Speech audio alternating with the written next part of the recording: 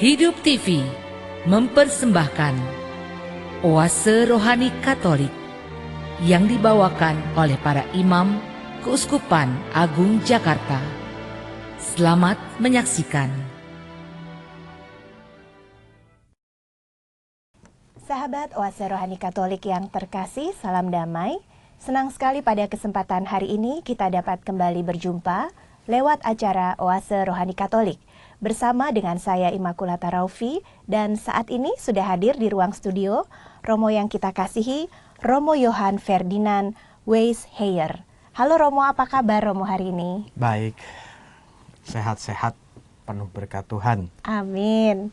Sahabat yang terkasih, sebelum kita memulai acara ini, marilah kita siapkan hati. Kita mau berdoa bersama yang akan dipimpin oleh Romo Ferdinand. Demi nama Bapa dan Putra dan Roh Kudus, amin. Allah Bapa yang Maha Kuasa dan Kekal, kami bersyukur padamu atas penyelenggaraan dalam kehidupan kami. Khususnya pada hari ini, Engkau telah memberikan pada kami seorang uskup yang luar biasa, Santo Hilarius, yang telah Engkau nobatkan sebagai uskup pada zaman-zaman awal gereja. Semoga kuasa kasih-Mu senantiasa menyertai kami juga, agar kami yang bertekun dalam kesalehan sehari-hari terus-menerus mencari Engkau, terus-menerus menjauhkan diri kami dari segala dosa yang membuat kami menjauh dari sesama dan menjauh juga daripada-Mu. Hindarkan kami dari segala kesalahan yang akan merugikan persahabatan kami, membahayakan hubungan kami dengan sesama, khususnya jika tindakan-tindakan kami mencelakai dan membawa orang pada kesusahan serta penderitaan.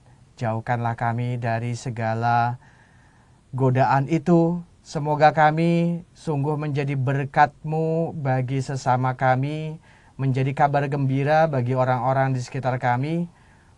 Demi Kristus Putra-Mu yang hidup dan berkuasa bersama Dikau dan Roh Kudus, kini dan sepanjang segala masa. Amin. Terima kasih Romo V untuk doanya. Sahabat yang terkasih, pada hari ini kita akan mendengarkan dua bacaan sesuai dengan kalender Gereja Katolik, dan kita akan merenungkannya bersama-sama dengan Romo V.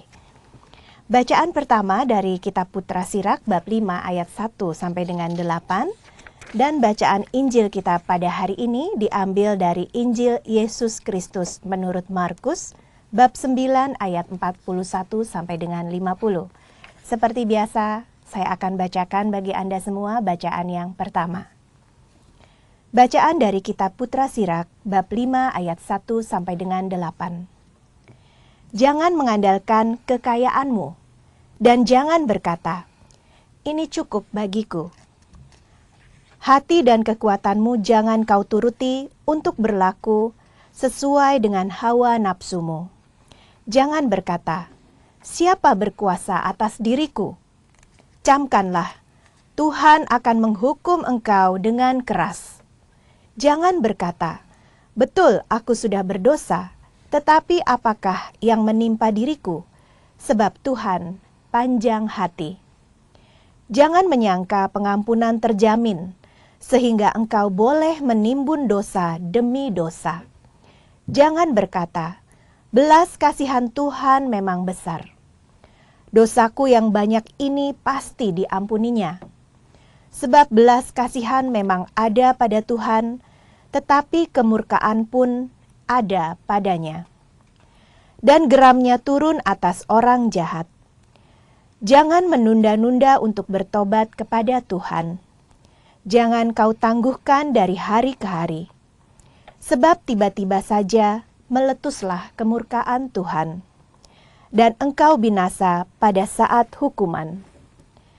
Jangan percaya pada harta benda yang diperoleh dengan tidak adil, sebab pada hari sial tak akan berguna sedikit pun. Demikianlah sabda Tuhan. Syukur kepada Allah. Sahabat yang terkasih, marilah bersama-sama kita menaikkan Mazmur tanggapan. Berbahagialah orang yang mengandalkan Tuhan. Berbahagialah orang yang mengandalkan Tuhan. Berbahagialah orang yang tidak berjalan menurut nasihat orang fasik, yang tidak berdiri di jalan orang berdosa, dan yang tidak duduk dalam kumpulan kaum pencemooh. Tetapi yang kesukaannya ialah hukum Tuhan, dan siang malam merenungkannya. Berbahagialah orang yang mengandalkan Tuhan. Ia seperti pohon yang ditanam di tepi aliran air, yang menghasilkan buah pada musimnya dan tak pernah layu. Apa saja yang diperbuatnya berhasil. Berbahagialah orang yang mengandalkan Tuhan. Bukan demikianlah orang-orang fasik. Mereka seperti sekam yang ditiup angin. Sebab Tuhan mengenal jalan orang benar, tetapi jalan orang fasik menuju kebinasaan. Berbahagialah orang yang mengandalkan Tuhan. Sahabat yang terkasih, setelah kita menaikkan Mazmur tanggapan, kita akan mendengarkan bacaan Injil. Tuhan sertamu. Dan sertamu juga. Inilah Injil Yesus Kristus menurut Santo Markus. Dimuliakanlah Tuhan. Pada suatu hari berkatalah Yesus kepada murid-muridnya, "Barang siapa memberi kalian minum air secangkir, oleh karena kalian adalah pengikut Kristus, ia tidak akan kehilangan ganjarannya. Barang siapa menyesatkan salah seorang dari anak-anak kecil yang percaya ini, lebih baik baginya jika sebuah batu kilangan diikatkan pada lehernya lalu ia dibuang ke dalam laut. Dan jika tanganmu menyesatkan engkau, penggalah, karena lebih baik bagimu dengan tangan terkudung masuk dalam kehidupan daripada dengan utuh kedua belah tangan masuk dalam neraka, ke dalam api yang tak terpadamkan. Di tempat itu ulatnya tidak akan mati dan apinya tidak akan padam. Dan jika kaki menyesatkan engkau, penggalah, karena lebih baik bagimu dengan kaki timpang masuk ke dalam hidup, daripada dengan utuh kedua kakimu dicampakkan ke dalam neraka. Di tempat itu, ulatnya tidak akan mati dan apinya tidak akan padam. Dan jika matamu menyesatkan engkau, cungkillah, karena lebih baik bagimu masuk ke dalam kerajaan Allah dengan bermata satu, daripada dengan bermata dua dicampakkan ke dalam neraka, di mana ulat-ulat bangkai tidak mati dan api tak pernah padam. Sebab setiap orang akan digarami dengan api. Garam itu memang baik, tetapi jika garam menjadi hambar, dengan apakah kalian akan mengasinkannya? Hendaklah kalian selalu mempunyai garam dalam dirimu dan selalu hidup berdamai seorang dengan yang lain." Demikianlah Injil Tuhan. Terpujilah Kristus. Terima kasih Romo V untuk bacaan Injil yang sudah kita dengarkan bersama. Romo, seperti biasa kita akan merenungkan kedua bacaan ini, dan awalnya dari bacaan yang pertama tadi, Romo. Hikmat apa yang dapat kita petik? Ya, yang pertama dari kitab Putra Sirah. Yesus Putra Sirah itu mengajarkan kepada kita untuk tidak menunda-nunda pertobatan dan senantiasa membangun karakter pribadi yang baik. Apa itu karakter? Karakter adalah kumpulan sifat-sifat yang sudah menetap dalam diri seseorang. Ada perbedaan antara sifat dengan karakter. Sifat baru ketahuan ketika kemudian seseorang berhadapan dengan sesuatu. Sifat itu istilahnya mirip seperti jawaban. Sifat ini misalnya ketika orang dikejar-kejar oleh penjahat, akan muncul tanda bahwa dia berani ketika dia tidak lari. Itu sifat. Tapi Kalau karakter tidak perlu ada satu pertanyaan atau satu penyebab orang langsung kemudian melihat karakternya. Karakternya adalah karakter yang ambil resiko. Artinya dia punya keberanian untuk mengambil resiko. Dia melakukan sesuatu hal tanpa kemudian orang harus memancing sebab itu keluar dari dirinya. Tanpa sebab, tanpa kemudian satu persoalan, orang kemudian menunjukkan karakternya. Namun karakter sendiri memang akan terlihat jelas dalam situasi-situasi batas. Situasi-situasi batas adalah situasi-situasi di mana seseorang mengalami persoalan yang besar. Terutama ketika orang dihadapkan pada situasi hidup atau mati. Itulah situasi-situasi batas. Situasi-situasi penderitaan, situasi-situasi kesusahan, situasi-situasi sakit, situasi-situasi di mana dia tidak berdaya. Pada saat itu, karakter seseorang terlihat dengan jelas. Sifat selalu kemudian akan muncul menanggapi satu persoalan yang hadir dalam diri seseorang. Tapi karakter sebenarnya tidak perlu kemudian menunggu persoalan itu datang. Dalam keseharian orang sudah menunjukkannya. Seorang yang tegar akan sungguh semakin kelihatan tegar ketika ada persoalan. Seorang yang tenang akan sungguh kelihatan ketenangannya ketika ada permasalahan. Seorang yang sabar sebagai karakter, maka kemudian akan sungguh terlihat kesabarannya ketika ada kekacauan. Bapak, Ibu, saudara-saudari terkasih, hari ini Yesus Putra Sirak ini menasehati kita ya maksudnya, supaya kemudian kita jangan menunda-nunda pertobatan. Ya, jangan berkata, siapa berkuasa atas diriku. Camkanlah Tuhan akan menghukum engkau dengan keras. Jangan berkata, betul aku sudah berdosa, tetapi apakah yang menimpa diriku? Sebab Tuhan panjang hati. Kita juga diajarkan satu ajaran iman yang sama. Allah itu penuh kasih, Allah itu penyayang, Allah itu pengampun, Allah itu panjang sabar. Karena itu kita sekarang boleh berdosa. Kita sekarang itu boleh berbuat salah. Kita sekarang itu boleh melukai hati orang lain, boleh kemudian merugikan orang lain, boleh kemudian merampas hak-hak hidup orang lain, bahkan boleh merampas hidup orang lain sendiri. Kenapa? Allah itu murah hati, Allah itu penyayang, Allah itu panjang sabar. Tapi hati-hati, Allah itu murah hati, Allah itu penyayang, Allah itu panjang sabar kepada semua orang. Jangan memonopoli kasih Allah hanya pada dirimu sendiri, sehingga Anda boleh menjadi semena-mena terhadap orang lain. Bayangkan bahwa orang lain itu juga punya hak atas kemurahan hati Allah.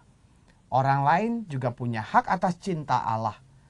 Maka kalau kemudian kita melakukan kekejian yang berlebihan terhadapnya, jangankan berlebihan, melakukan kekejian kepada orang lain, bukankah kita mengkhianati kasih Allah terhadap orang itu? Kita mengabaikan Allah yang penuh kasih terhadap orang-orang yang kita rugikan. Kita mengabaikan keadilan Allah dan panjang sabar Allah terhadap orang-orang yang kita lukai dan kita rampas hak-haknya. Dan kalau kita berbuat demikian, sama saja kita itu mengabaikan kasih Allah sendiri sebagai kenyataan yang primer. Sehingga dengan demikian kita memasukkan diri dengan sendirinya dalam hukuman, dalam kemurkaan Allah. Kita membangkitkan bagi diri kita sendiri satu laknat dari Allah yang sebetulnya bukanlah menjadi karakter keilahiannya yang penuh rahmat dan penuh kemurahan hati. Bapak Ibu Saudara terkasih, kita tidak akan pernah menunggu pengampunan dari Allah, tapi kita mengejar pengampunan itu. Karena Yesus dalam doa Bapa kami juga mengajarkan cara kita mohon ampun Tuhan. Ya Allah, ampunilah aku sebagaimana aku mengampuni orang yang berdosa, yang bersalah kepadaku. Jadi pengampunan itu sendiri sebenarnya bukan semata-mata rahmat. Tentu saja pengampunan itu adalah suatu rahmat Tuhan, tapi bukan semata-mata rahmat. Yesus mengajarkan kepada kita pengampunan juga diusahakan. Diminta dengan usaha. Usahanya apa? Mengampuni orang lain. Orang-orang yang berbuat jahat dan kekejian kepada orang lain mungkin bisa berkata, saya tidak pernah kemudian perlu mengampuni orang lain karena orang lain tidak pernah berbuat jahat sama saya. Permasalahannya adalah seberapa besar kamu pernah buat jahat sama orang lain. Itu yang kemudian menjadi pertanyaan dalam dirinya. Bapak Ibu Saudara sekalian, inilah renungan kita dari bacaan pertama. Ya, terima kasih Romo V untuk penjelasan dari bacaan pertama ini yang sangat jelas ya Romo ya. Ada pertanyaan nih Romo. Ini Romo bilang kan jangan menunda-nunda pertobatan. Nah Romo, bagaimana supaya orang yang sudah ngaku dosa nih Romo melalui sakramen pertobatan, itu berarti kan dia tidak menunda sebetulnya ya Romo, tetapi keluar dari ruang pengakuan, tidak tertutup kemungkinan dia kembali akan mengulangi dosa itu, termasuk saya. Nah itu fenomena seperti ini tuh gimana Romo? Apakah itu sama dengan menunda-nunda pertobatan? Dengan mengulangi dosa yang sama? Pertobatan itu kan bukan sekedar pengakuan dosa. Pertobatan itu terdiri dari sejumlah rangkaian tindakan. Tindakan pertobatan. Rangkaian tindakan pertobatan ini dimulai dengan satu keberanian untuk mengakui segala dosa. Nah, pertanyaannya adalah mengakui segala dosa kepada siapa? Ada orang-orang yang kemudian percaya, saya kan berdosa kepada Allah. Maka saya kalau kemudian berdosa, saya mengaku dosa, saya harus mengaku dosa kepada Allah. Saya akan menengadahkan kepala saya ke langit, lalu saya berkata, ya Allah, ampunilah segala dosaku. Itulah tanggung jawab saya terhadap dosa. Tapi jangan lupa, langkah pertama mengaku dosa itu harus kemudian sampai kepada subjek yang kita anggap sebagai objek.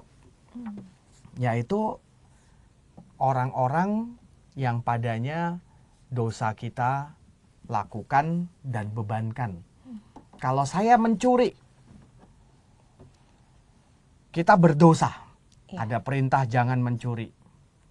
Kita merusak hubungan kita dengan Allah. Tapi sebelum hubungan Allah itu rusak, kita sudah merusak hubungan kita dengan sesama.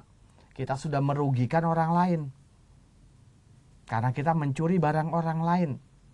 Kalau kita merampok, memang kita berdosa kepada Allah. Tapi kita sudah merugikan orang lain terlebih dahulu sebelum kita merusak hubungan dengan Allah. Ketika kita kemudian melukai orang lain, demikian juga kita menyakiti sesama lebih dulu. Baru kemudian hubungan kita dengan Allah itu rusak. Maka pengakuan dosa adalah suatu proses paling awal dalam pertobatan. Ada kelanjutannya. Minta maaf kepada mereka yang saya sakiti atau saya lukai. Kalau saya tidak bisa minta maaf kepada orang-orang yang saya sakiti dan saya lukai dan saya rugikan, mungkin saya harus memberikan kompensasi tertentu kepada masyarakat sebagai wakil dari kemanusiaan yang pernah saya rugikan. Itulah aspek sosial dari dosa. Maka ketika kita kemudian berkata Tuhan panjang sabar, ya memang betul Tuhan panjang sabar, tapi jangan salah. Ada aspek sosial yang kemudian terjadi ketika Allah itu panjang sabar. Maka kita harus kemudian perbaiki aspek sosial itu sesegera mungkin. Sebelum kemudian orang-orang yang kita rugikan, orang-orang yang kita tindas itu kemudian menyanyi lagu kesabaran dengan nada tinggi. Bersabar, bersabar dengan bagai gunung. Wah, gitu kan. Tapi gunung itu adalah gunung yang gampang meletus. Dan kita tahu ya, Krakatau kemarin ini baru meletus itu cuman sedikit aja, nggak terlalu terasa di Jakarta. Goncangannya atau letusannya, nggak ada tanda-tanda ada guguran debunya, tapi ternyata menimbulkan tsunami yang menghancurkan wilayah ujung kulon dengan sangat dahsyat. Kita punya kehilangan yang cukup melukai hati orang-orang di sepanjang pesisir ujung kulon itu. Itu gunung yang meletus. Kita nggak mau menunggu gunung kesabaran orang-orang yang kita sakiti, orang-orang yang kita tindas, orang-orang yang kita rugikan itu meletus. Apalagi kita tidak juga mau menantang kesabaran ilahi dalam diri kita. Itu yang penting kita perhatikan ketika kemudian pengakuan dosa menjadi suatu tanda dari usaha pertobatan kita. Dan tanda itu harus dinyatakan sungguh-sungguh dalam kenyataan hidup sehari-hari. Ya, baik. Terima kasih Romo V. Berarti kalau kita sudah keluar dari ruang pengakuan dosa, kita sudah melakukan step yang pertama ya Romo, berani mengakui kesalahan kita. Dan mungkin tinggal harus ada actionnya, betul ya Romo ya? Ya kan, pengakuan dosa itu kan sakramen kan? Iya. Sakramen itu kan tanda dan sarana keselamatan Allah. Ketika Anda masuk ke ruang pengakuan, Anda mengambil tanda itu. Saya mau bertobat. Dan Anda menggunakan sarana itu. Anda bertobat. Dan sarana pertobatannya itu berlangsung dalam satu proses. Ketika kemudian sang pastor pengakuan dosa itu memberikan absolusi, dia dengan absolusi itu ada penitensinya. Ada kemudian denda dosa yang harus Anda lakukan. Dan itulah yang kemudian menunjukkan permenungan pertobatan Anda yang sesungguhnya. Anda ngaku dosa, terima absolusi dari pastor, terus Anda keluar dari pengakuan, penitensinya nggak dikerjakan, denda dosanya tidak dilakukan. Bagaimana kemudian Anda katakan saya sungguh bertobat? Anda mengambil tandanya, tapi Anda tidak gunakan sarananya. Sarananya adalah nasihat pertobatan dari pastor pengakuan Anda. Tentu Anda harus kemudian melakukan silih bagi masyarakat sosial yang Anda rugikan. Tentu Anda juga harus melakukan silih bagi diri Anda sendiri atas segala dosa itu lewat doa-doa yang Anda perbuat. Pastor akan menentukan apakah doa-doa saja cukup, apakah tindakan pertobatan lain harus dilakukan. Anda harus bekerja keras untuk banyak orang lain, Anda harus menyumbang untuk orang lain, Anda harus kemudian mengganti rugi kejahatan yang Anda lakukan kepada masyarakat sekitar Anda. Itu adalah tahapan-tahapan pertobatan yang diberikan kepada Anda sebagai sarana keselamatan dari sakramen tobat tersebut. Ya, baik. Anda harus lakukan. Ya. Kalau berhenti sampai ngaku aja, belum selesai. Belum tuntas. Karena tidak menggunakan sarananya tadi ya Romo ya. Baik, terima kasih Romo V. Romo V masih ada beberapa menit ke muka Romo. Saya ingin menanyakan tentang karakter tadi Romo. Karakter Allah itu kan mengampuni ya Romo ya. Salah satunya mengampuni dosa-dosa kita. Bagaimana Romo supaya kita juga sebagai anak Allah itu bisa punya karakter mengampuni. Tadi kan Romo mengatakan bahwa karakter itu beda sama sifat ya. Jadi karakter itu mungkin kalau saya simpulkan sesuatu yang memang sudah dilakukan terus-menerus sehingga menjadi karakter. Mungkin Ya. saya salah, nanti Romo Misal jelasin contohnya ya. gini ya, Gimana tuh, Romo? rendah hati. Ya. Rendah hati adalah karakter. Ya. Ditunjukkan dengan berbagai macam bentuk gestur tubuh, pola perilaku, pola geraknya gitu. Pasti Anda tidak akan melihat saya sebagai orang yang rendah hati dengan gaya saya seperti ini, ya kan? Gitu. Nah, sifat itu juga bisa jadi sifat. Misalnya kemudian ketika orang kelihatan dia nunduk-nunduk, ya monggo. Nah, itu kelihatan, wah kelihatannya dia rendah hati nih. Itu sifat kelihatan sebagai dia rendah hati. Tapi apakah itu jadi karakter dia? Gitu kan belum tentu. Jadi sifat yang ditunjukkan itu belum tentu menjadi karakter.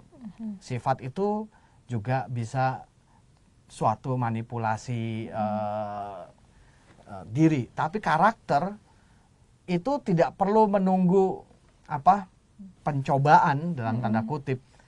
Tidak perlu menunggu tantangan untuk kemudian membuktikan diri. Itu ada dalam perjalanan perilaku. Kalau sifat, sifat itu perlu diuji dengan pencobaan tadi. Apakah jawabannya tetap sama? Apakah memang dia punya sifat itu, ataukah sifat itu ditunjukkan karena kondisi masyarakat tertentu, gitu kan? Oke, baik Romo. Kita akan lanjutkan lagi di sesi yang kedua ya Romo ya. Sahabat Oase Rohani Katolik yang terkasih, jangan kemana-mana, tetap bersama dengan kami di acara Oase Rohani Katolik setelah yang satu ini. Hidup TV mempersembahkan Oase Rohani Katolik yang dibawakan oleh para imam Keuskupan Agung Jakarta. Selamat menyaksikan.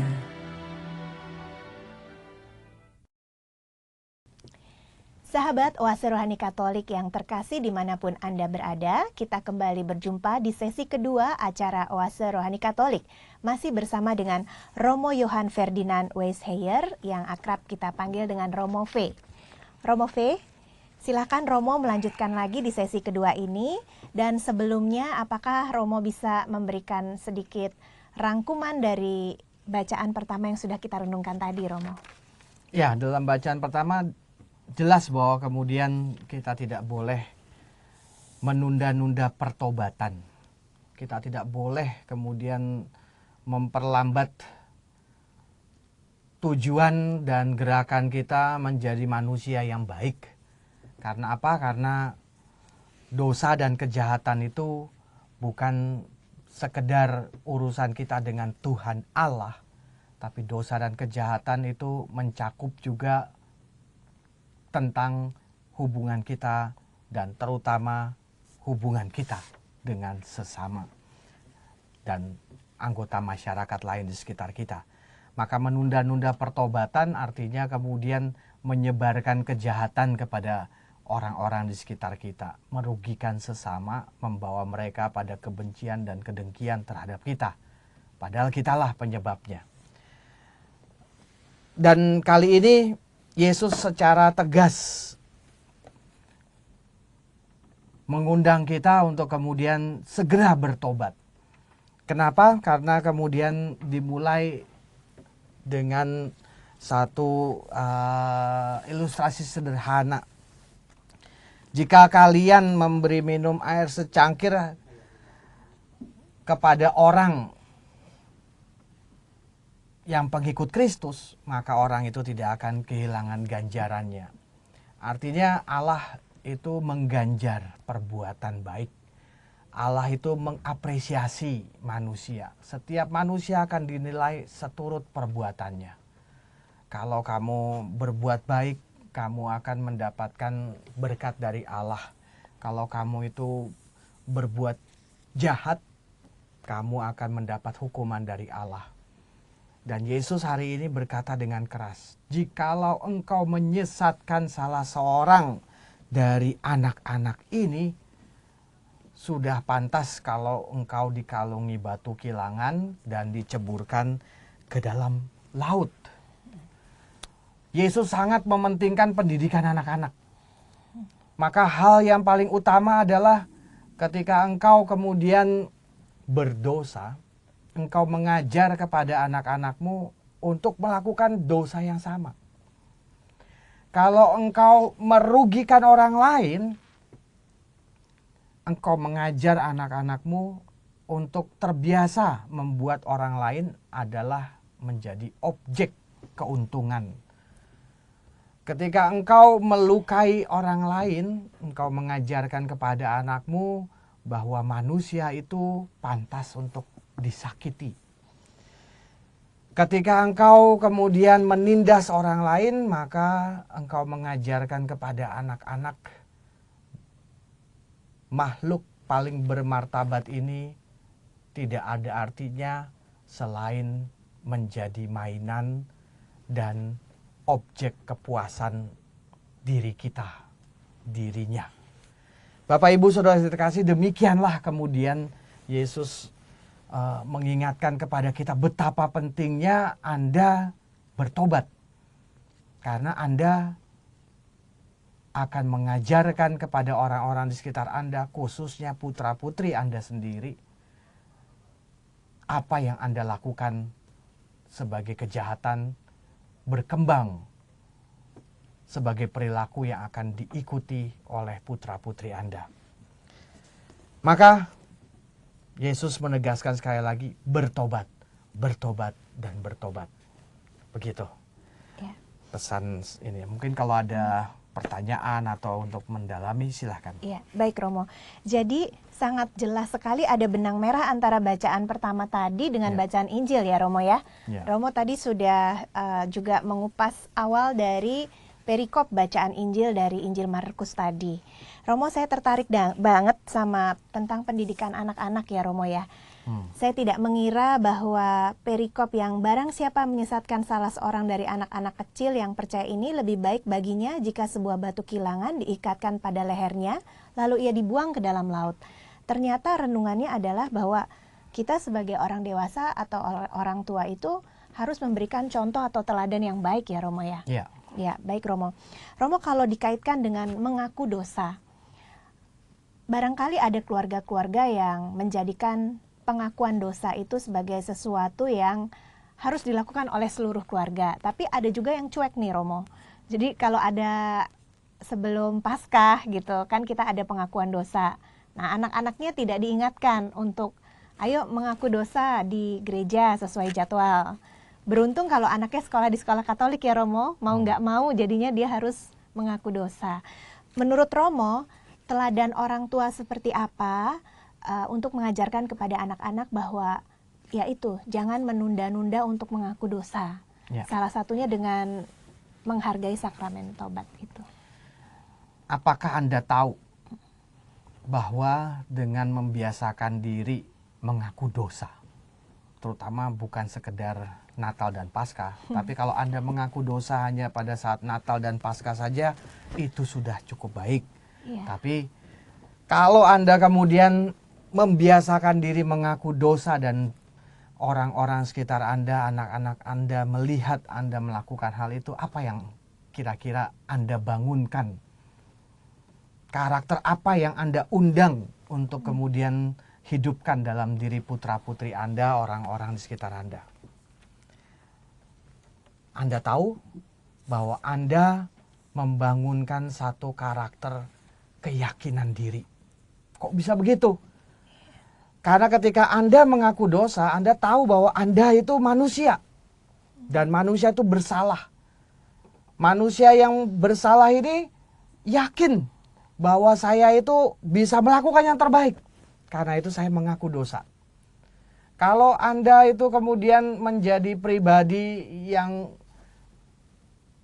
tidak yakin, maka Anda biasanya ngeyelan, nggak mau disalahin. Oh, ini bukan salah saya, ini salah dia, ini salah dia, ini salah itu, salah ini. Itu adalah contoh dan tanda-tanda perilaku orang yang nggak yakin. Orang yang nggak yakin, yang tidak percaya pada dirinya sendiri, selalu melemparkan tanggung jawab keluar. Sementara sosok-sosok yang muncul sebagai pribadi yang utuh menarik tanggung jawab ke dalam. Ini tanggung jawab saya. Jika sesuatu terjadi, itu terjadi karena saya. Maka pengakuan dosa membangkitkan dalam diri orang satu keyakinan akan diri sendiri.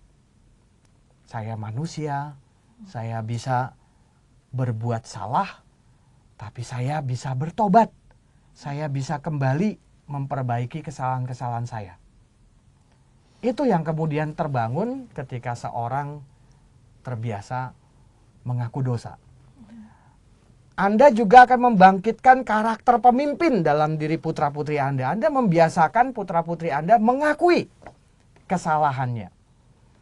Anda membiasakan kepada putra-putri Anda dan orang-orang sekitar Anda bertanggung jawab atas apa yang kemudian mereka lakukan. Dan orang yang bertanggung jawab adalah karakter pemimpin. Pemimpin tidak akan menyalahkan orang lain. Karena kalau pemimpin menyalahkan orang lain, berarti orang lain yang dia salahkan itu punya kemampuan lebih daripada dia. Seorang pemimpin menarik semua tanggung jawab dalam dirinya. Apa-apa bisa disalahkan kepada pemimpin karena orang tahu dan percaya dia pemimpin yang baik.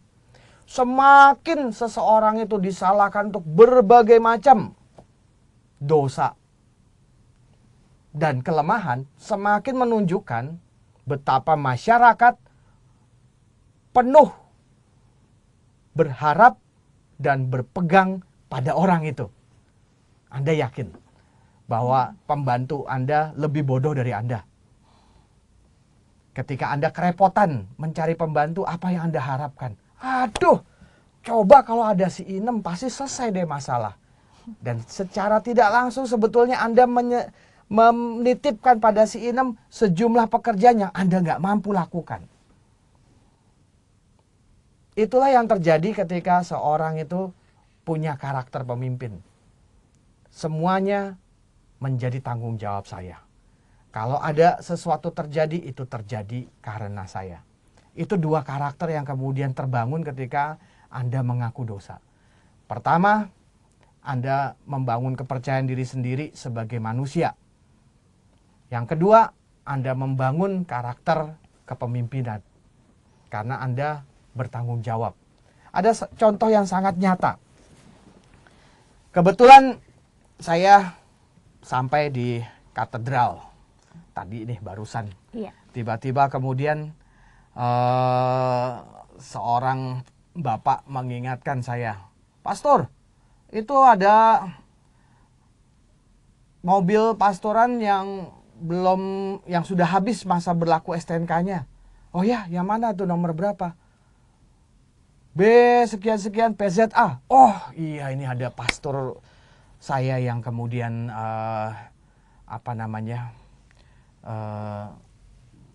kelupaan mungkin. Apalagi sekarang dia sedang pergi keluar kota." Maka kemudian saya tulis WhatsApp di grup Dewan Paroki Harian dan saya sampaikan saya ditegur di keuskupan karena ada STNK Romo tersebut belum diperpanjang. Terakhir masa perpanjangan bulan lalu. Tolong diurus dengan segera.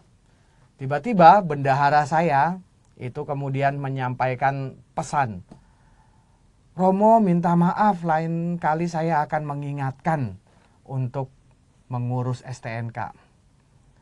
Padahal saya tahu mengurus STNK itu terutama bukan tanggung jawab dia. Terutama tanggung jawab siapa? Tanggung jawab saya. Saya pimpinan paroki, saya harusnya mengingatkan kepada pastor rekan saya, "Kamu STNK habis kapan?" Gitu kan. Urusan kedua tanggung jawabnya adalah yang empunya mobil. Ya, yang empunya mobil harus tahu persis bahwa STNK-nya habis bulan Januari dan harus segera diperpanjang paling tidak 1 bulan sebelumnya. Gitu kan. Lapisan ketiga yang perlu bertanggung jawab adalah siapa? Bagian umum. Karena bagian umum itu mesti tahu aset-aset gereja termasuk soal mobil-mobil. Lapisan keempatnya siapa? Bagian kendaraan. Orang yang ngurusin semua kendaraan-kendaraan pastor. Itu yang paling bertanggung jawab. Tapi dia tidak termasuk dalam jajaran dewan. Jadi ada 4 lapis tanggung jawab yang sebetulnya keempat-empatnya ini belum kemudian perlu dikerucutkan pada si bendahara. Tapi si bendahara langsung kemudian mengatakan mohon maaf. Berarti dia mengambil semua tanggung jawab ke dalam dirinya. Memang dia tugasnya bayar STNK dan seterusnya. Tapi untuk mengurus STNK bukan tanggung jawab dia. Tapi karakter pemimpin, karakter kepercayaan diri ada pada si bendahara ini. Gitu. Dan dia pantas untuk terus dipercaya sebagai bendahara dewan karenanya. Karena dia mengambil kesalahan itu bagi dirinya sendiri. Dan dia membenahinya, dia memperbaikinya. Itu salah satu contoh bagaimana kemudian sebuah karakter dibangun dari pengakuan dosa, sebuah karakter dibangun dari ketulusan hati untuk bertobat.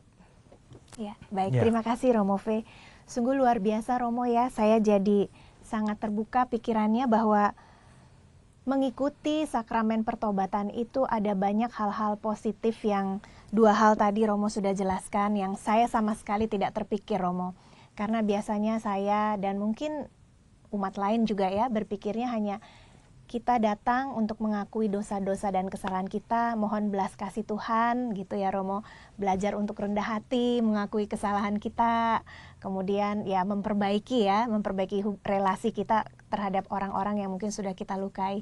Hanya itu, tetapi ternyata ada dua karakter yang luar biasa, yang ini juga menjadi tantangan buat saya dan buat kita semua untuk mengajarkan kepada anak-anak. Sehubungan tadi dengan pendidikan anak-anak tadi ya Romo ya. Ya, ada banyak hal dalam gereja menawarkan jalan pendidikan untuk membangun karakter. Bahkan Presiden sendiri mengatakan pendidikan Katolik itu punya kemampuan yang kuat untuk membangun karakter. Nah, banyak sekali karakter-karakter yang bisa kita bangun. Misalnya karakter mengampuni. Ya, ketika kemudian Anda mengaku dosa, tentu saja Anda juga kemudian membangun karakter mengampuni. Karakter mengampuni itu bagaimana? Kita tahu bahwa daya kekuatan kita terbatas. Kita tidak bisa kemudian menjangkau orang demikian jauh. Ya. Ketika Anda dendam, sebetulnya apa sih yang terjadi? Anda dendam dan Anda menderita kata dendam itu, kenapa? Karena Anda nggak bisa bales kan? Kayak film silat ya Romo. Iyalah. Anda dendam, tapi Anda nggak mampu, atau Anda tidak bisa, atau Anda kemudian takut membalasnya. Itu masalahnya. Maka Anda dendam terus. Maka, daripada kemudian Anda dendam, dan karenanya Anda sakit, ya, dendam itu menimbulkan rangkaian kimia di dalam tubuh Anda yang membuat Anda sakit loh. Ya. Anda sakit hati, Anda sakit sesak napas, perut Anda pun juga kemudian menjadi sering mules dan terganggu hanya karena dendam. Ya, karena dendam itu akan menunjukkan semakin besar kepada Anda betapa Anda itu lemah. Ya, kalau Anda kemudian bisa balas dendam, puas kan Anda? Seolah-olah selesai. Tapi masalahnya kan Anda nggak bisa balas dendam. Anda semakin merasa inferior. Anda semakin merasa terkucil, Anda semakin merasa tertindas. Itu yang Anda kemudian kembangkan ketika Anda dendam sama orang lain.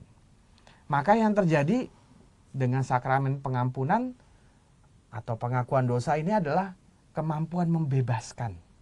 Ketika Anda membebaskan, Anda punya daya, Anda punya kekuatan, melepaskan segala hal-hal yang di luar kuasa Anda. Coba kalau Anda bayangkan salah satu teknik pembebasan adalah seekor burung di dalam sangkar. Teknik pembebasan itu adalah membuka pintu sangkar itu dan membiarkan burung itu lepas. Apa yang Anda pikirkan? Jangan bilang burungnya bukan burung Anda ya. Gitu. Kalau Anda pikir, oh nggak pikir apa-apa, itu kan punya tetangga saya. Nah itu Anda salah gitu kan. Anda lepaskan burung Anda sendiri. Dan Anda akan tahu betapa kemudian harga yang Anda bayar untuk burung itu Anda pikirkan sebagai suatu hal yang pantas Anda lepaskan demi kebahagiaan si burung itu terbang bebas, gitu kan. Itu salah satu contoh betapa kemudian melepaskan, membebaskan, mengampuni, menunjukkan Anda punya daya, Anda punya kuasa, Anda punya kemampuan untuk melakukan sesuatu. Sebaliknya, dendam, sakit hati, apalagi jengkel, ya. Atau sekarang ada lagi istilahnya jengkol. Hah, apa itu Romo? Jengkel dan dongkol. Gitu. Itu membuat Anda bukannya semakin berdaya, bukan membuat diri Anda semakin kukuh, tapi membuat diri Anda semakin lemah. Semakin Anda dendam, semakin Anda kecil. Semakin kelihatan Anda tidak berdaya, semakin Anda itu menjadi terlecehkan martabatnya. Itu. Iya, baik. Nah, untuk kemudian bisa mulai mengampuni, mulai saja dengan doa sederhana. Iya. Ketika Anda jengkel pada seseorang, dendam, sakit hati yang begitu meluap atas seseorang, Anda pejamkan mata, Anda bayangkan wajah orang itu ada di hadapan Anda dan Anda rasakan betapa besar hal itu membakar dada Anda. Lalu Anda doakan pada Tuhan, Tuhan, mohon ampuni dia Tuhan, karena saya tidak bisa mengampuninya. Tapi aku percaya akan belas kasih-Mu, ampuni dia. Setiap hari Anda buat begitu. Ya. Mudah-mudahan suatu ketika Anda bisa sungguh mengampuni dia. Dan pada saat itu terjadi, Anda tahu apa yang terjadi? Anda mempunyai daya penyembuhan, pelepasan yang luar biasa. Amin. Amin. Terima kasih Romo V. Sahabat Oase Rohani Katolik yang terkasih, kita sungguh bersyukur bisa mendengarkan sabda Tuhan di hari ini dan permenungannya dari Romo V. Mungkin saat ini banyak hati yang tergerak dan mau terbuka ya untuk mengampuni Romo. Dan memang itu adalah sesuatu yang sangat baik. Ya Romo ya. Ya.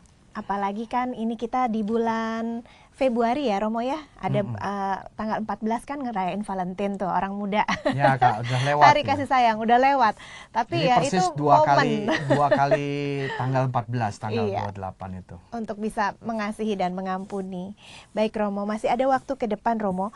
Dari bacaan Injil tadi, itu kan ada kata-kata Tuhan Yesus yang memang keras ya Romo ya. Ya kalau tanganmu menyesatkan, penggal gitu, karena lebih baik bagimu dengan tangan terkudung. Terus kalau misalnya kakinya menyesatkan engkau, penggal. Itu kan keras sekali Romo. Bagaimana menurut Romo tafsiran dari perikop ini Romo pada zaman kita saat ini? Maksudnya? Ya justru itu panggilan Yesus itu radikal. Nggak ada jalan tengah, nggak bisa ditafsirkan lagi sebetulnya. Sebetulnya panggilan kekristenan itu ya demikian radikalnya gitu ya. Ya, dan yang paling penuh kekuatan dari perintah itu adalah perintah mengasihi. Tapi terhadap diri sendiri hendaklah engkau radikal seperti itu. Kalau tanganmu mencuri, penggalah. Bukannya kemudian perintah kalau ada orang mencuri tangannya penggal, nggak begitu gitu. Kamu penggal tanganmu sendiri kalau kamu mencuri. Kalau kamu murid Kristus gitu. Kalau mulut kamu itu menyesatkan orang, lumuri pakai cabai. Kamu sendiri yang lumurin gitu. Bukannya kemudian, wah mulut lu gua sumpel pakai cabai ya. Nggak gitu, itu bukan murid Kristus. Murid Kristus bukan kemudian menghakimi orang dengan semena-mena. Tapi murid Kristus mendidik diri sendiri dengan keras.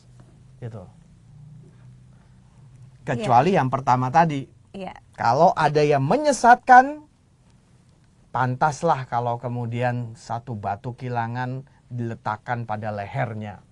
Iya. Kalau dia menyesatkan. Anak-anak ya Romo iya, ya. terutama menyesatkan anak-anak. Kalau kemudian dia mencuri, dia harus potong sendiri tangannya. Bukannya orang lain yang kemudian ngejar-ngejar lalu motong tangannya. Orang Kristen buat itu, bukan Kristen. Ya, orang Kristen harus penuh kasih, pengampunan. Tapi terhadap diri sendiri, dia harus keras. Keras ya, Gitu. iya. Itu maksudnya. Iya, baik Romo. Jadi hati-hati nih, ini Iya. bukan hukum loh. Iya, Supaya orang mencuri lalu kemudian dipenggal tangannya. Enggak. Iya. Yesus tidak kemudian mengajarkan hukum itu. Kepada orang Kristen itu hukumnya tetap sama, hukum kasih. kasih. Tapi Yesus menegaskan kekudusan pribadi itu demikian. Seorang pengikut Kristus harus radikal Iya. gitu.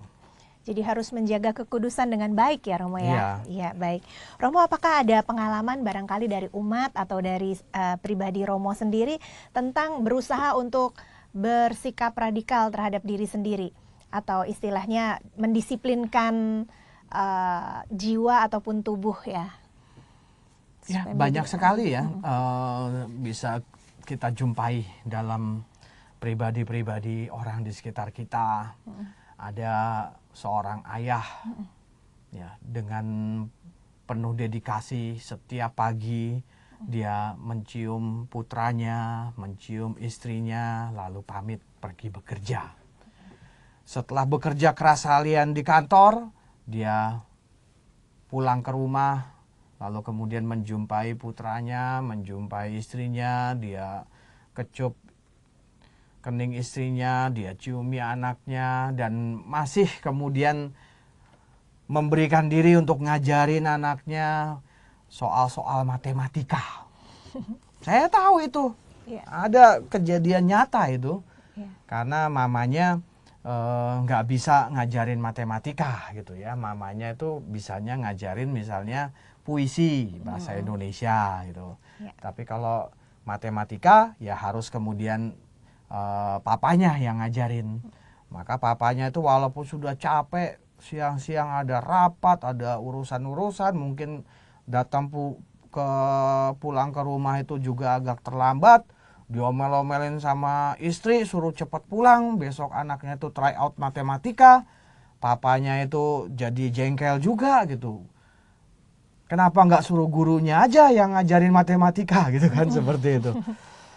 Tapi sampai di rumah, tetaplah dia kembali menjadi seorang ayah, seorang papa bagi si anak, dan mengajarkan anaknya apa yang penting untuk masa depan anaknya. Iya.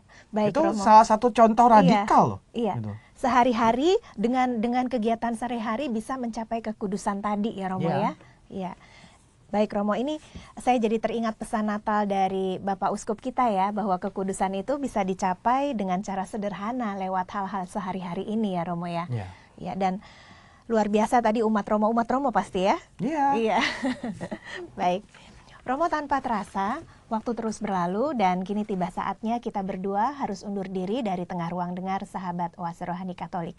Namun sebelumnya kita akan doa bersama Iya. dan mohon berkat Tuhan melalui Romo V. Allah yang Maha Kuasa dan Kekal, kami bersyukur Engkau telah memberikan Putramu Yesus Kristus sebagai guru kebijaksanaan untuk mengajarkan hikmat kepada umat-Mu dengan sakramen-sakramen gerejamu. Bapak-bapak gereja juga mengarahkan umat-Mu menjadi pribadi-pribadi yang berkarakter sebagai pribadi-pribadi Kristen, pribadi-pribadi pengikut Putramu Yesus Kristus. Semoga kami bisa menimba tanda dan sarana keselamatan daripadamu ya Allah, dan membangun keluarga-keluarga Kristiani yang penuh berkat dan juga penuh sukacita bagi kesejahteraan keluarga dan bagi perkembangan semesta umat manusia. Demi Kristus Tuhan dan penebus kami. Amin. Tuhan sertamu, Dan sertamu juga. berkat dan perlindungan Allah, cinta dan kasih Kristus, rahmat dan kekuatan Roh Kudus beserta saudara, Bapa dan Putra dan Roh Kudus. Amin. Sahabat yang terkasih, selamat melanjutkan aktivitas Anda pada hari ini. Selalu gembira dan tetap semangat. Amalkan Pancasila. Kita berhikmat, bangsa bermartabat. Demikianlah Oase Rohani Katolik yang dibawakan oleh para imam Keuskupan Agung Jakarta. Tuhan memberkati.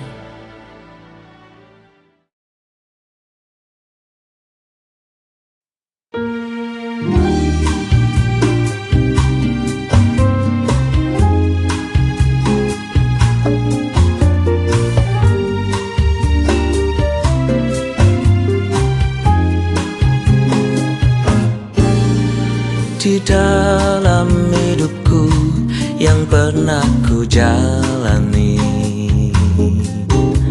Tak aku sadari arahku menuju, seakan semua membawa bahagia, meski sesungguhnya hanya sementara. Selalu ku sadari Tuhan mendampingi dalam kesesatan dan persoalanku. Selalu ku berdoa dengan iman teguh, Tuhan menuntun langkahku selamanya. Tiap kali aku datang padanya, ada jalan yang ditunjukkannya. Setiap kali aku berdoa, Dia meneguhkanku. Di hadapan tahta-Mu yang suci, ku dapati kekuatan baru. Setiap kali aku berdoa, ku menemukan-Mu.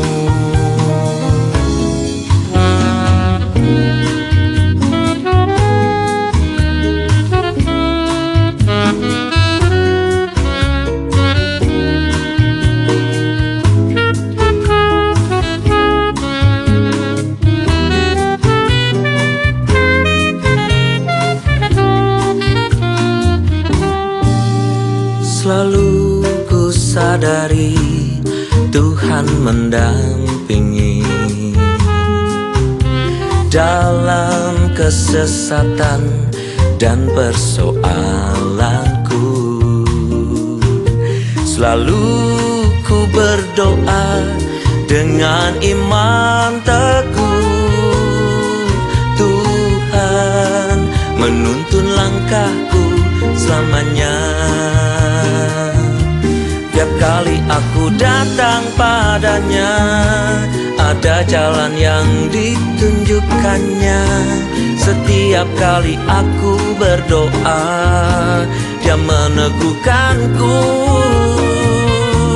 Di hadapan tahta-Mu yang suci, ku dapati kekuatan baru. Setiap kali aku berdoa, ku menemukan-Mu. Dan aku tahu Kau ada Tuhan, ku tahu Kau ada.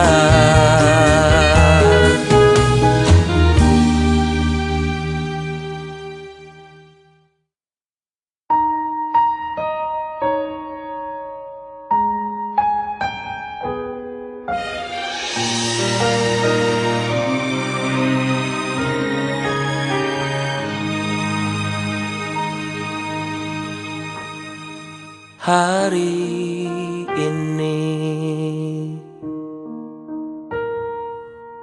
ku berjanji di hadapan altar suci, janji sehidup semati, melindungi cinta dalam untung lara. Kasihku setia, janji untuk setia adalah berkat Tuhan. Aku mengasihi-Mu dengan apa adanya. Jalani hidup ini dengan bersungguh hati, menemani-Mu sampai akhir nanti.